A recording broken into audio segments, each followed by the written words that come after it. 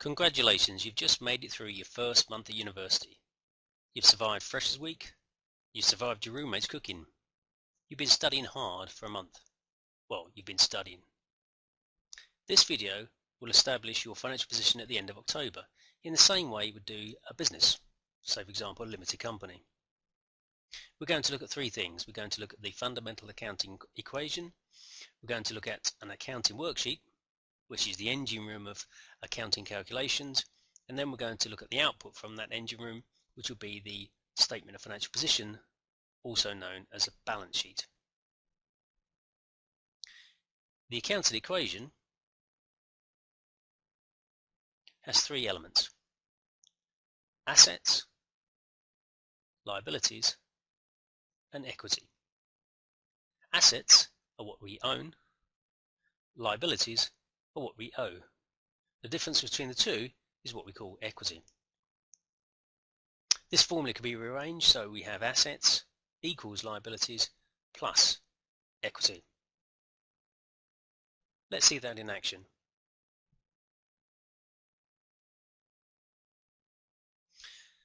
See more clearly, our student in this example has a current account with £1,500. They have a credit card with £300. The equity card, our fictitious card, shows the difference between the asset and the liability, in this case £1,200. We could show this as the debit card balance equals the credit card balance plus the equity card balance. When we move on to the account sheet later in the video, we'll see that the same approach is taken for the layout of the worksheet. So we have the assets equals the liabilities plus equity. So the second part of this accounting equation is the one we're going to use in this video.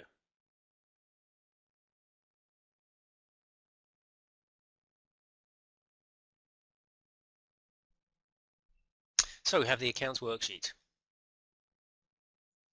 First we have assets in one section, and then we have equals our liabilities in red, and then we have our equity. So our assets equals our liabilities plus our equity. Each transaction has two elements, which we call the dual aspect of accounting. So we opened up with a current account balance of £1,500. We also had a credit card balance of £300, which is a liability. To ensure this balances, we have a figure which we call retained earnings, will be £1,200. You'll notice that the accounting formula balances. So we have assets of £1,500 equals our liabilities or credit card balance plus the equity figure of £1,200. This is our brought forward balance at the beginning of October or September's transactions. We're going to record a bank loan in October worth £2,000, which is paid into a bank account, and we're also going to recognise the fact that this is a liability for you, and so we have £2,000 as a liability. For simplicity at this stage, we're going to ignore interest, so we're just going to record the bank loan itself. You're then going to purchase a laptop worth £400, so our cash balance will be reduced by £400, and we're going to record the laptop as an asset under the equipment column worth £400. You'll notice that the £400 is not recorded on this far right column, which is where we record all of the revenue expenses for a particular month. The laptop will have a future benefit for us. At this stage we're not going to recognize any of the costs associated with that laptop, but this will be looked at in later videos where we look at depreciation. But for now, for simplicity, we're going to record the laptop as an asset. We're going to have rent of £300 in the month of October, and this will be an expense for that month. So we're going to record the whole £300. It relates purely to October. Because we've been working hard, we're going to have a few nights out and we're going to spend £100. Again, this is consumed and we're going to record this as a cost in the month of £100. We're going to purchase some textbooks worth £200 and we're going to use our credit card. So our creditors balance will increase by £200.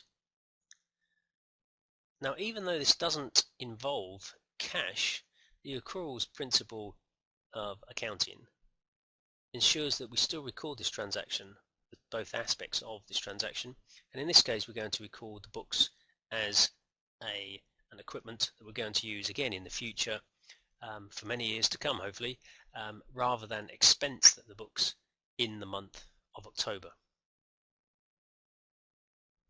We are going to provide our landlord with a deposit worth £300 and we're going to pay this in cash, and the landlord will be what we call a debtor or receivable. Again, this isn't recorded in the month because it isn't a transaction that relates to purely the month of October. It's a future transaction, future event. Then, being a student, we obviously have to survive and have to eat, so we decide we're going to purchase some very healthy food.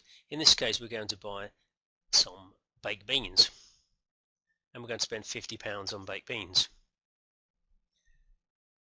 And we're going to add that to our stock of £50. Then, naturally, we're going to consume some of those beans, and we're going to consume £20 worth of those beans. So we're going to reduce our stock of beans by 20 and actually record that as a cost in the month of October. Now, naturally, after 1 month of eating some beans, it's suggested by our flatmates that we actually get together and purchase some air freshener, and this is going to cost us £5. And we're going to expense that in the month, and all of the air freshener is used. We now have all of our transactions for the month of October under each of our 3 categories of assets, liabilities and equity.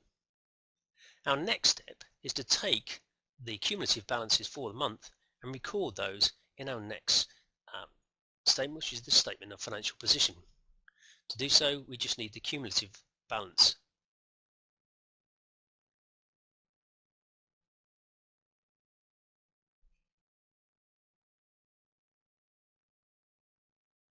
So these are our cumulative balances that we have for the month of October, and each of these in turn will be transferred across to the statement of financial position.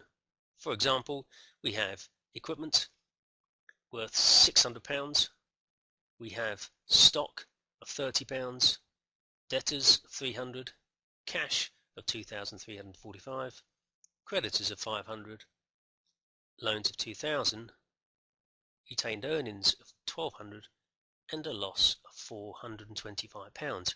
So each of these will be recorded in the statement of financial position in the same order they're recorded here in the accounts worksheet.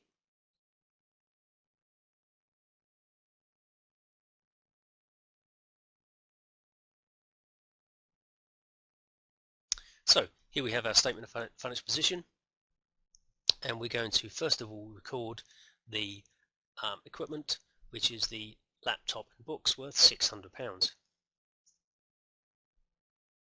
Then we have our what we call current assets, and we have stock or inventories worth £30.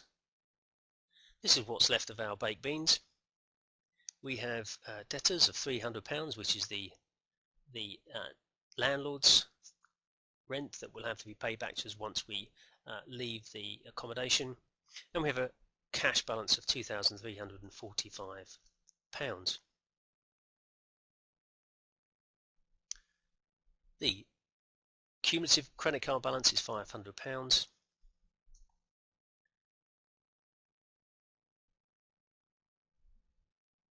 We've borrowed £2,000 from the bank, and now we have our cumulative net assets, that's all of our assets less our liabilities, is £775. This is represented by our retained earnings figure of £1,200, that's the figure brought forward from September, and we have a loss in the month of £425. We now have our equity figure of £775 is matched with our net assets of £775. We can look at this or return back to our accounting equation to see the summary of how this looks.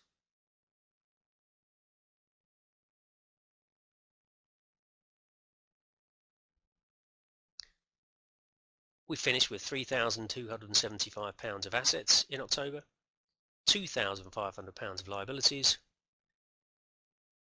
and £775 worth of equity. This compares to assets of £1,500 at the beginning of the month, £300 of liabilities, and equity of £1,200.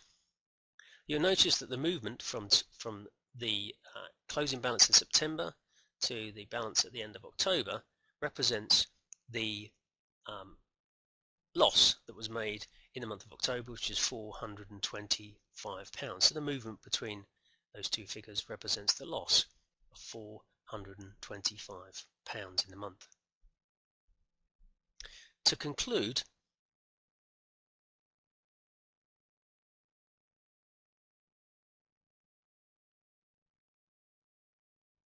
you'll see that we've used the accounting formula or accounting equation, which has given us the approach to calculate the accounts worksheet, which in turn has fed into the statement of financial position, also known as the balance sheet.